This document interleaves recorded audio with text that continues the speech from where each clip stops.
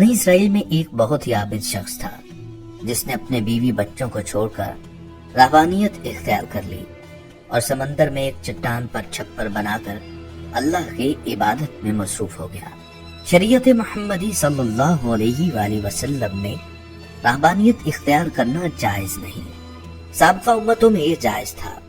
اللہ تعالیٰ نے اس کے کھانے پینے کے لیے اس چٹان پر یہ انتظام کیا کہ وہاں میٹھے پانی کا ایک چشمہ نکل آیا جس سے اسے ٹھنڈا پانی ملنے لگا، اور وہیں انار کا ایک درخت بھی اللہ نے اگا دیا جس سے بڑے بڑے انار اس کو ملنے لگے۔ وہ روزانہ ایک انار کھاتا اور ایک گلاس پانی پی لیتا اور سارا دن اور ساری رات عبادت میں مصروف رہتا۔ اس شخص نے 500 سال کا عرصہ اسی طرح گزار دیا۔ جب اس کے انتقال کا وقت آیا تو اس نے اللہ سے دعا مانگی، اے اللہ، میری ساری زندگی تیری عبادت میں گزری ہے، اب میرا آخری وقت آن پہنچا ہے۔ میری خواہش ہے کہ جب مجھے موت آئے تو میں سجدے کی حالت میں ہوں، اور میرے بدن کو تا قیامت محفوظ رکھنا، تاکہ جب میں قیامت کے دن اٹھایا جاؤں تو سجدے کی حالت میں اٹھوں۔ اللہ رب العزت نے یہ دعا قبول کر لی اور سجدے ہی کی حالت میں اس کا انتقال ہو گیا۔ حضور صلی اللہ علیہ وآلہ وسلم نے ارشاد فرمایا کہ آج تک اس کا جسم سجدے کی حالت میں موجود ہے، اور اس کے گرد اس کی حفاظت کے لیے اللہ تعالیٰ نے گھنے درخت پیدا کر دیے ہیں۔ لوگ اس جگہ جاتے ہوئے گھبراتے ہیں۔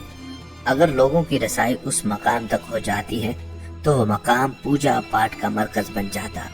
اللہ تعالیٰ نے وہاں بڑے بڑے اور گھنے درخت اگا کر لوگوں کے دلوں میں اس جگہ کی ہیبت پیدا کر دی تاکہ لوگ شرک میں مبتلا نہ ہو جائیں۔ نبی صلی اللہ علیہ وآلہ وسلم نے فرمایا کہ مرنے کے بعد بارگاہ الہی میں جب اس کی پیشی ہوئی تو اللہ تعالیٰ نے ارشاد فرمایا، میرے بندے، میں نے اپنے فضل و کرم سے تجھے بخش دیا، اور ملائکہ کو حکم دیا کہ میرے اس بندے کا نام جنت کے اعلیٰ مقام میں لکھ دو۔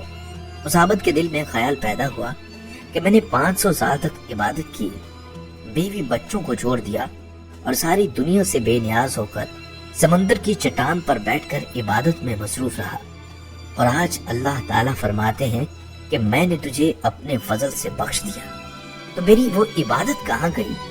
کم از کم میری دل جوئی کے لیے ہی کہہ دیتے کہ تیری نمازوں، تیرے روزوں اور تیرے ذکر و فکر کی بدولت تجھے بخش دیا۔ بلکہ اس قدر عبادت و ریاضت کے باوجود کہا جا رہا ہے کہ ہم نے اپنے فضل سے تجھے بخش دیا، گویا میری ساری عبادت بیکار گئی۔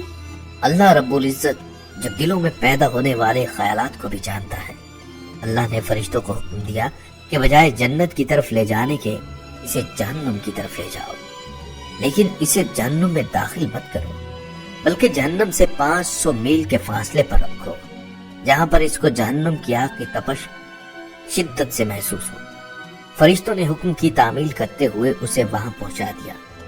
ایک دم جو اسے جہنم کی تپش محسوس ہوئی تو بلبلا اٹھا اور پیاس پیاس پکارنا شروع کر دیا۔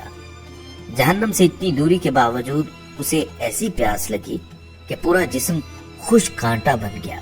اسی اثنا میں ایک ہاتھ نمودار ہوا جس میں ٹھنڈے پانی کا ایک کٹورا تھا۔ یہ عابد دوڑا کہ اے اللہ کے بندے، مجھے پانی پلانا، پیاس کی شدت نے مجھے بے حال کر دیا ہے۔ وہ پیچھے ہٹ گیا اور آواز آئی کہ یہ پانی تو تجھے مل جائے گا، مگر قیمت کیا ہے؟ عابد نے کہا، کیا قیمت ہے؟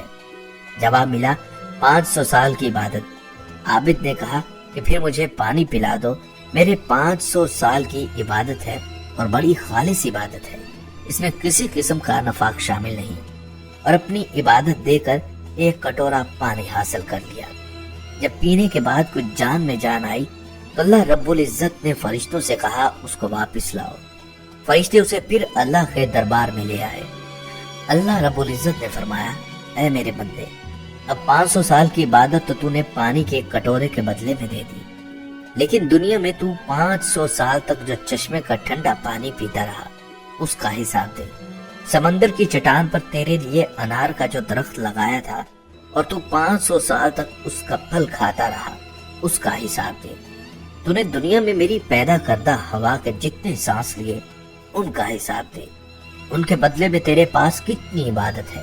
ہم نے تجھے صحت دی، دیکھنے کو آنکھیں دی، سننے کو کان دیے، بولنے کو زبان دی، اس کے علاوہ انگنت نعمتیں تجھے عطا کی۔ ان تمام نعمتوں کے بدلے تم نے کتنی نمازیں، کتنے روزے، کتنے نوافل لائے۔ تو نے 500 سال تک عبادت اگر کی ہے تو اس عبادت کے لیے میں نے ہی تجھے طاقت اور ہمت دی تھی، اور اس طاقت کے بدلے میں کتنی عبادت ہے تیرے پاس۔ تجھے عبادت کرنے کی طاقت ہم نے دی، ارادہ ہم نے دیا، توفیق ہم نے دی، دانا پانی ہم نے دیا، پھر بھی تجھے یہ دعویٰ ہے کہ میں نے بہت کچھ کیا اور آج اس کا بدلہ چاہتا ہے۔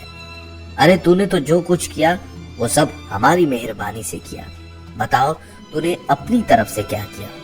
اگر کچھ کیا ہے تو پیش کر۔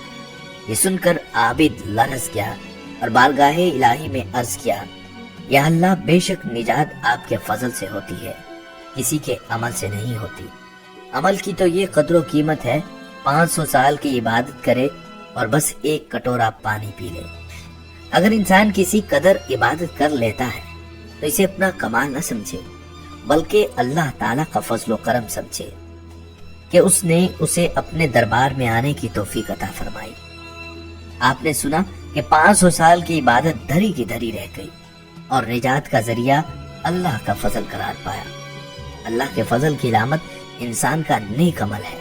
نیک اعمال اس حقیقت کو ظاہر کرتے ہیں کہ اس شخص پر اللہ کا کتنا فضل ہے، ورنہ اسے ہماری عبادت کی ضرورت نہیں۔ عبادت ہم اپنی بہتری کے لیے کرتے ہیں، بے شک اللہ بے نیاز ہے۔ حدیث سے معلوم ہوتا ہے کہ جنت اعمال کی وجہ سے نہیں بلکہ اللہ کے فضل و کرم سے ملے گی۔